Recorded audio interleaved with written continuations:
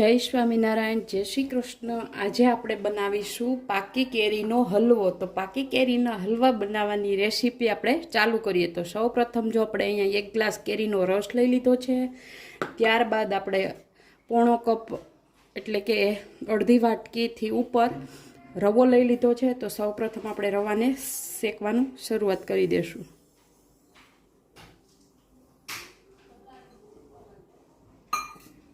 આપણે ધીમા ગેસ ઉપર સરખી રીતે રવો શેકી લેશું થોડો।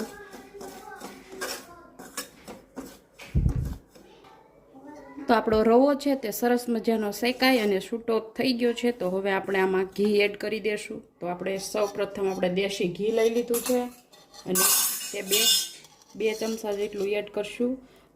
કેરીનો પાકલ કેરીનો હલવો બનાવવા માટે એમાં ઘી થોડું વધારે જોશે આપણે। તો આપણે સૌપ્રથમ દેશી ઘી એડ કરી દીધું છે। હવે આને આપણે ધીમે રીતે મિક્સ કરી લેશું।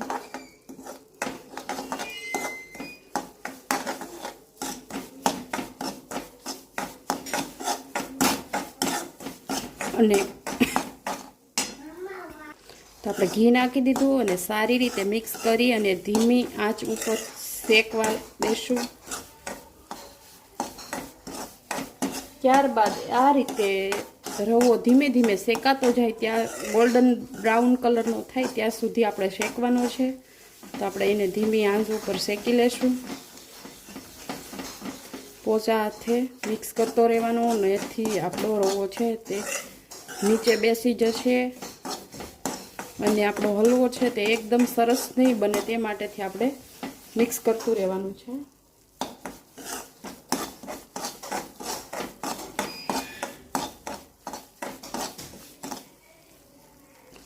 તો તમે જોઈ શકો છો કે આપણો રવો શેકાય અને એકદમ મસ્ત ગોલ્ડન કલરનો થઈ ગયો છે। તો હવે આપણે આમાં એડ કરી દેશું 1 ગ્લાસ દૂધ મલાઈવાળું છે, જે કે મારી પાસે માવો નથી તે માટેથી મેં મલાઈવાળું દૂધ લઈ લીધું છે। એ 1 ગ્લાસ એડ કરી દેશું અને તમારી પાસે માવો હોય તો પણ એડ કરી શકો।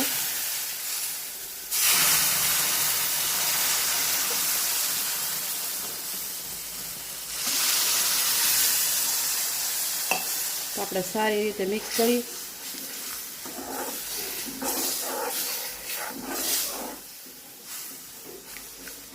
ગાંઠા ના પડે તે રીતનું આપણે ખાસ ધ્યાન રાખવાનું છે। ત્યારબાદ આપણે એમાં કરી દેશું એડ 4 મોટી ચમચી જેટલી ખાંડ। તો હવે એને આપણે સારી રીતે મિક્સ કરી લેશું।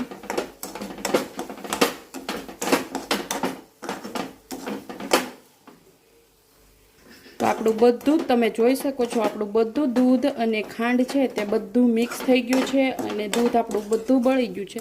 તો હવે આપણે 1 ગ્લાસ કેરીનો રસ લીધો છે તે એડ કરી દેશું।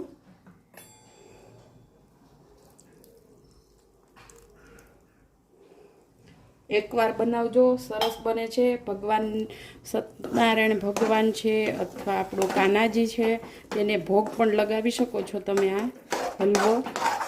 હવે આપણે આને સારી રીતે મિક્સ કરી લેશું। તો આપણો એકદમ કલર છે તે પણ સરસ મજાનો આવી ગયો છે।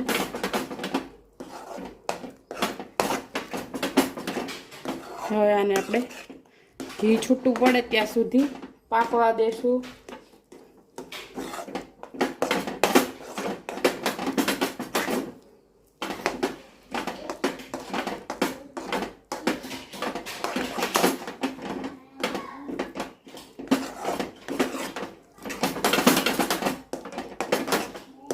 તો તમે જોઈ શકો છો એકદમ ચમચામાં પણ નથી છોડતો અને જો એકદમ મસ્ત હલવો બની અને આપણો મિક્સ થઈ ગયો છે।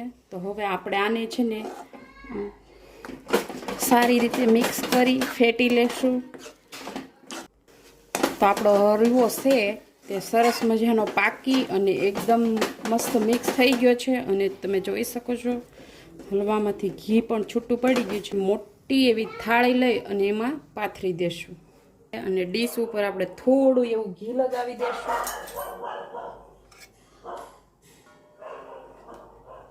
હવે આપણે આને સારી રીતે લગાવી દઈશું ઘી। બધો હલવો છે તે આપણે આમાં એડ કરી દઈશું અને આપણે ચમચાના મદદથી પાથરી દઈશું. ત્યારબાદ આપણે નાખી દઈશું લીલું ટોપરું. સૂકલ ટોપરું હોય તો પણ ચાલે, આપણે લીલું ટોપરું નાખીશું. આપણી પાસે લીલું છે, સૂકલ છે, તો આપણે લીલું ટોપરાનો સ્વાદ વધારે આવે છે એ માટેથી આપણે લીલું ટોપરું એડ કરીશું. ત્યારબાદ આપણે કરીશું કાજુ બદામ.